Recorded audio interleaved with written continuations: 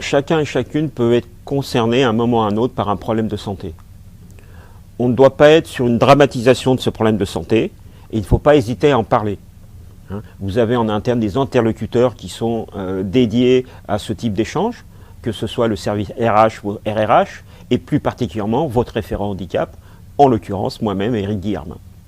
L'objectif d'aborder ce sujet, c'est avant tout de pouvoir vous accompagner au mieux et de voir quel peut être l'impact tout simplement sur votre parcours professionnel, et ceci sans jugement et avec un maximum de bienveillance. Aménager un poste de travail, ce n'est pas un privilège, c'est un droit, c'est dans une notion d'égalité des chances et avec un objectif très précis, c'est tout simplement de pouvoir maintenir les conditions de travail idéales en tenant compte de votre situation de santé.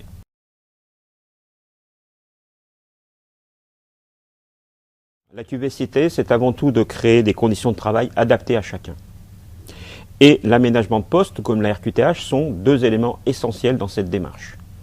Cela permet de mettre en place des conditions de travail adaptées à chaque situation, notamment pour des problématiques de santé qui peuvent être liées à des pathologies visibles ou invisibles, et ça nous permet de conforter le salarié dans son poste et de vraiment aménager son poste de travail afin qu'il puisse poursuivre sa carrière dans les meilleures conditions possibles.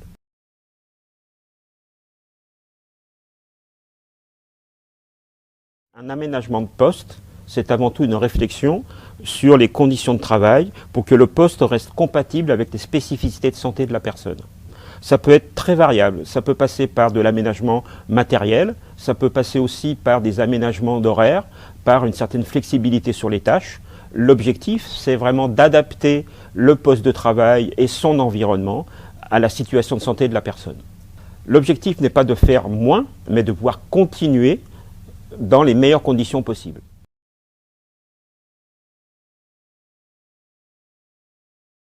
La RQTH, elle joue un rôle essentiel.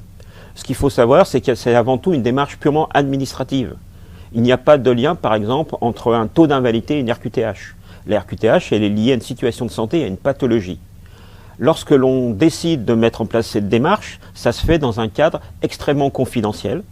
L'employeur n'est pas informé de la pathologie et le jour où on obtient la reconnaissance, il est possible de n'informer que, justement, le service RH.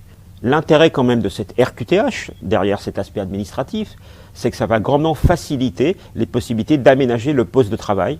Et l'objectif, c'est d'être de plus en plus sur de la prévention. C'est-à-dire que l'objectif, c'est vraiment le maintien dans l'emploi.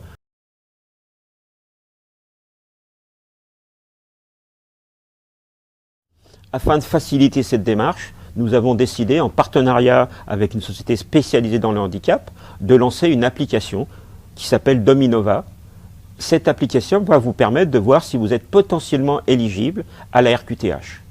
Ceci va se faire en toute discrétion, sans relation avec un membre du personnel.